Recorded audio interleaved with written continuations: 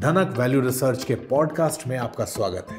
आप सुन रहे हैं फर्स्ट पेज कॉलम, जिसको धीरेन्द्र कुमार ने लिखा है।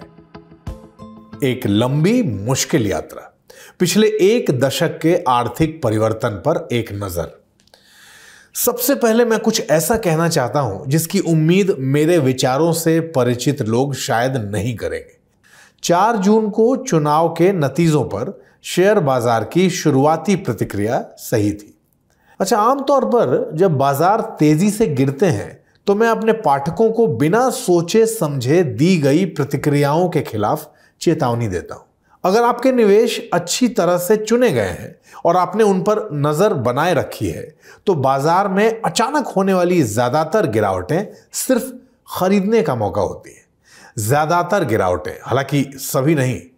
ऐसी भी गिरावटें हो सकती हैं जो किसी बाहरी घटना की सही प्रतिक्रिया हो, जो उस मूल आधार को नुकसान पहुंचा दें जिस पर कई शेयरों की दिशा और स्तर आधारित हो।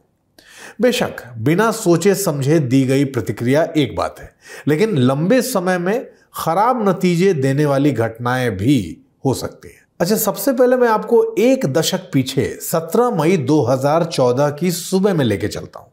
उस दिन मैंने गुड मॉर्निंग इंडिया शीर्षक से जल्दी में एक लेख लिखा था। लेख में ये पंक्तियां थी। इस समय ऐसे लोगों की कमी नहीं है जो उम्मीद कर रहे हैं कि मोदी विफल हो जाएंगे और भारत निराशा के दलदल में वापस चला जाएगा। अब ये कोई रहस्य नहीं है कि इस तरह के लोग दिल्ली के टीवी स्टूडियो और दूसरे मीडिया पर हावी हों। सौभाग्य से इस समय वे जंगल में शेर या बाघ के नजदीक आने पर चिल्लाने वाले गीदड़ों की तरह दिखते हैं। अगले 5 साल में भारत को इन लोगों से बड़े विरोध का सामना करना पड़ेगा, लेकिन मुझे यकीन है कि समय के साथ उनकी अहमियत के साथ साथ उनकी संख्या भी कम हो जाएगी। यह भारत में एक नई सुबह है, ऐसी सरकारों का अंत जिनका एकमात्र काम देश को नुकसान पहुंचाने के बावजूद बने रहना है। हम एक असली सरकार की ओर बढ़ चुके हैं, एक ऐसा अनुभव जो हम में से कुछ लोगों ने ही किया है। अच्छा, यह देखना दिलचस्प है कि ये 10 साल मेरी सोच के हिसाब से कैसे रहे। जो अच्छी चीजें होने वाली थी वो कहीं ज्यादा बड़ी साबित हुई।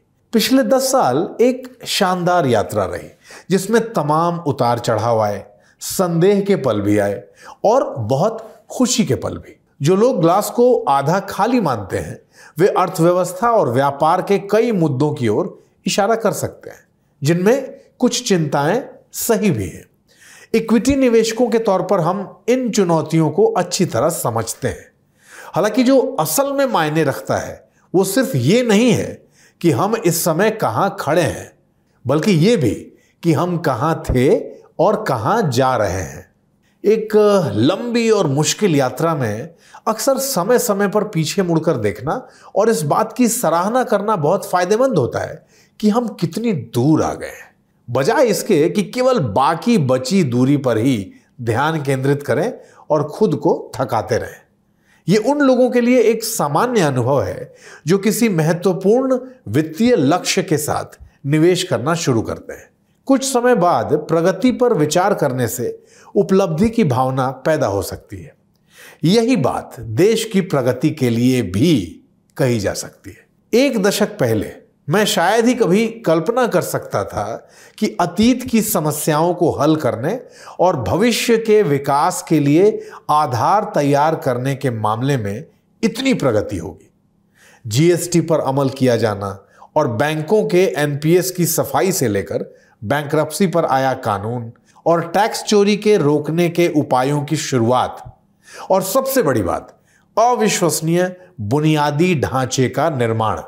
अर्थव्यवस्था में हर एक चुनौती को इस तरह से निपटाया गया है जो 2014 के परिप्रेक्ष्य से अविश्वसनीय लगता है।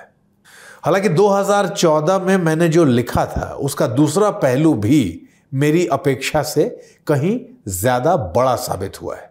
राष्ट्र और अर्थव्यवस्था बढ़ी है और 2004 से 2014 के बीच की लूट को दोहराने की भूख भी हमेशा की तरह संदिग्ध लोगों में बढ़ी है। जैसे जैसे मुर्गी बड़ी और मोटी होती गई, उसे काटने का इंतजार करने वालों के चाकू भी तेज होते गए। भले ही आगे का रास्ता जितना होना चाहिए था उससे कहीं ज्यादा मुश्किल है, लेकिन असंभव नहीं है और इसे मजबूत इरादे के साथ आगे बढ़ना चाहिए।